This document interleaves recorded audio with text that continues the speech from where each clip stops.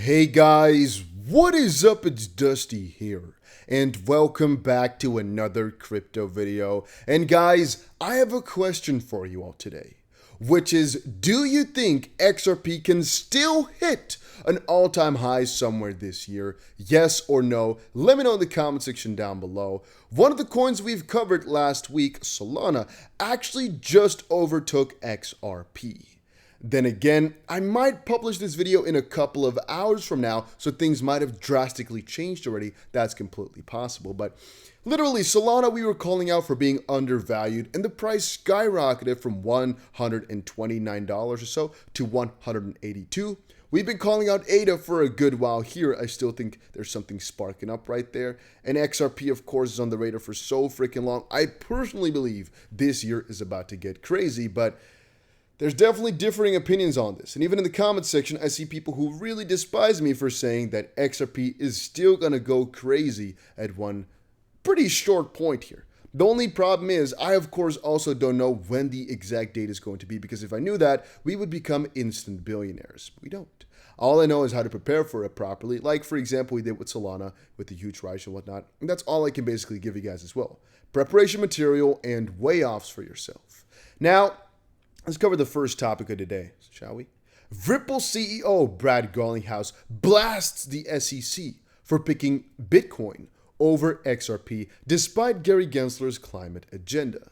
Now quickly guys, if you have not done it yet, I recommend you all to put that subscriber notification bell thingy on right now. Why? Well, you can always click it back off. You can always stop using it, but better to have it so if there's a really interesting subject, you get notified for it. Now, this is actually one of the most interesting articles I've read in a little while. Not because the article itself is good, but because the hypocrisy again within the SEC. And you might call it conflicts of interest, but you might also call it just them not knowing what in the world they freaking want. So, Gary Gensler has done quite a couple of speeches this year talking about how focused they are on climate change and how they want to make everything as efficient in terms of energy consumption as possible, yada, yada, yada. But then on the exact opposite side, funny enough if you ask me, they are most excited about Bitcoin for all of it. Like, if you want to be energy efficient, or as an SEC, you want to kind of crack down things which are bad for consumers and for the world, shouldn't you crack down things which are, the most energy consumptive, specifically useless energy consumptive, and help out things which are good in terms of energy? Just my logical thought process, right? Now, two things I've fetched from this. One, Bitcoin really isn't as safe as a lot of you guys might think in terms of security status or in terms of crackdown status. It might literally be so that the SEC eventually is going to say, you know what, we want to really make the mining of Bitcoin a lot more difficult. There's going to be an extra additional crazy tax that we're thinking of introducing to some senators or whatever, where we want to get a bill made for something like that. We don't really know exactly what they want to do, but there's a lot of possibilities for it because of the carbon stuff. On the other end, as I've said before, you can't really know exactly what the SEC will or will not do, because obviously this doesn't make a lot of sense. You might say, okay, but the Securities and Exchange Commission should be focused on finding out what securities are and whatnot. Okay, but even then, well, two things to say. One, Ethereum's status is pretty unclear, so I mean, they're figuring it out, but they're kind of not. And two, yeah, but their focus is literally on climate change. That's literally what Gary Gensler has been shouting out for the longest time. So just makes absolutely no sense to me. If it makes sense to you, please explain it to me in the comment section. I just can't walk the same line as these guys.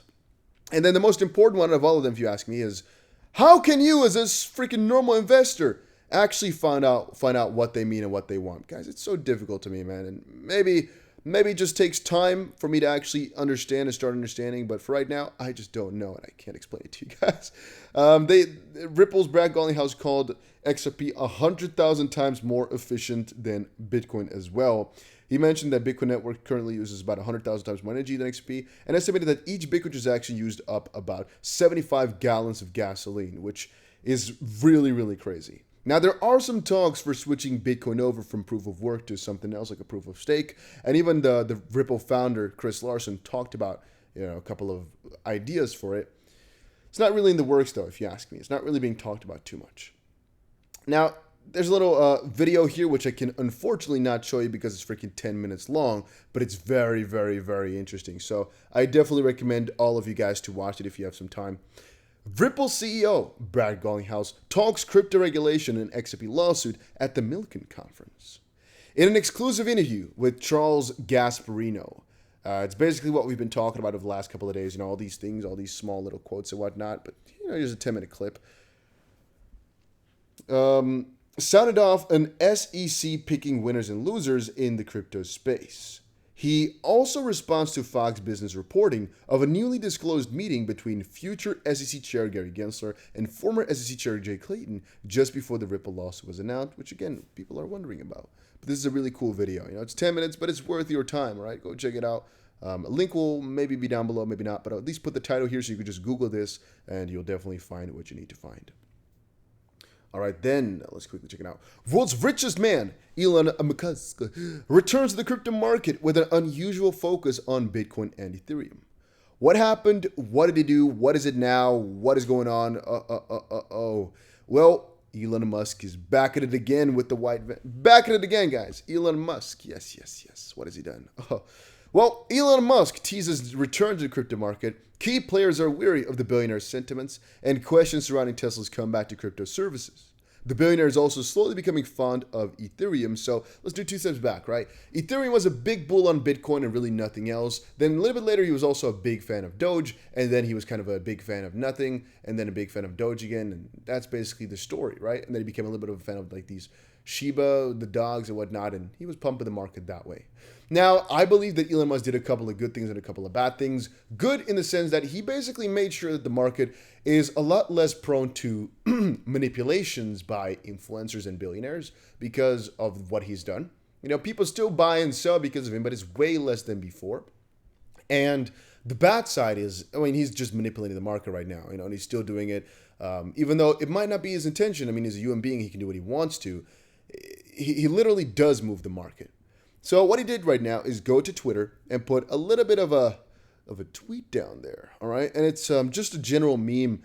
A lot of you guys know it. It's just 2 people. Let's be not too specific. 2 people laying down, watching the television, which just has Bitcoin and Ethereum on there, with 69,000 and 4,200. Because of course, I've seen this meme surface freaking everywhere. Not sure if he was, the person who let this be made it himself, or if he just found it off of Reddit. I don't see any credits anywhere. But on some of the subreddits, it's not allowed to put credits, so it's definitely possible.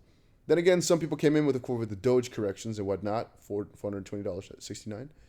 But I don't know why it's not loading. There we go.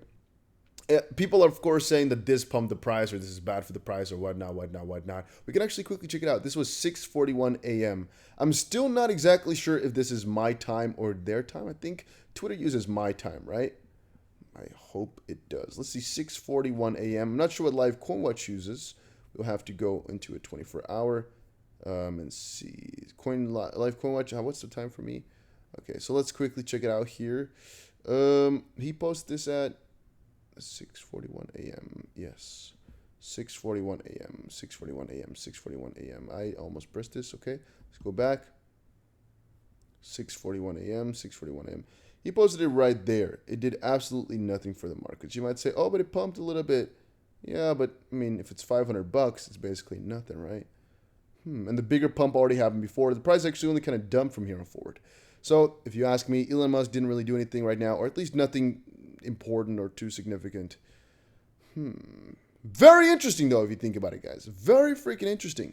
Is Elon Musk's influence fading a little bit, or was this just not, hinty enough, basically, where he didn't put it up to, if you guys get my drift, he didn't put it up to specifically just quite yet. I don't know how to explain it to you guys, where it's just 2 cryptos with small goals, and there might be less to this one than usually with Elon Musk. Maybe that's it. Could be.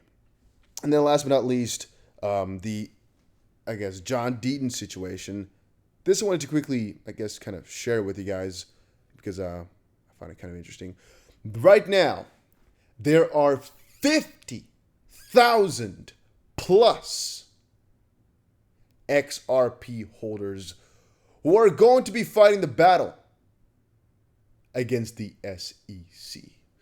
Now, interesting actually, it's not done by, is it done by letter? It's a very strange way of lettering things. I can see A, B, C, D, E, F. GI, but why is the United States? Oh, never. Why is the United States there then? How does this work? Not exactly sure how they did it in terms of countries. Also, I was looking at the N. Netherlands is right there. Okay. Not exactly sure. Maybe I'm just stupid and I don't understand how letters mix up. But if you ask me, United and Ukraine should be in the same part of it. Not exactly sure how they've done that. Maybe I'm just stupid. Could be though, guys. Again, when you're recording, you lose a couple of brain cells. Maybe that's it. Same thing for Egypt. I don't know. I don't know exactly how they did this list. Maybe it was like half random or so, because the rest, a good part of this looks very set up. I don't really know. All right, I don't really know. However, there's 50,000 freaking people who joined right now. A little bit over half is in the U.S. 43% is over in the rest of the world in 70 plus countries. That's amazing, to see this many people come together. And I don't think in any way, shape, or form that the SEC expected it to be at this level, guys. And I'm just kind of a little fanboy because of it. I'm kind of excited for it. I feel like a little kid to just watch this and be part of something like this, like a community like this. But then again, I'm just so freaking proud that you guys are all here. We're all together. And again, I appreciate every single one of you. Just want to quickly make that clear. 50,000, that's huge, huge, huge, huge. Amazing, guys. Amazing, amazing, amazing. Let's win this lawsuit. Let's pump to the moon. XRP. I believe in it so much. Besides, a little side point, if you're looking for a cool place to trade XRP, there's a link down below there for BITRUE and a link down below there for Bybit. Bybit, there's $3,500 worth of bonuses right now. You might want to check it out. And I'll see you guys again in another crypto video later today. Adios, amigos.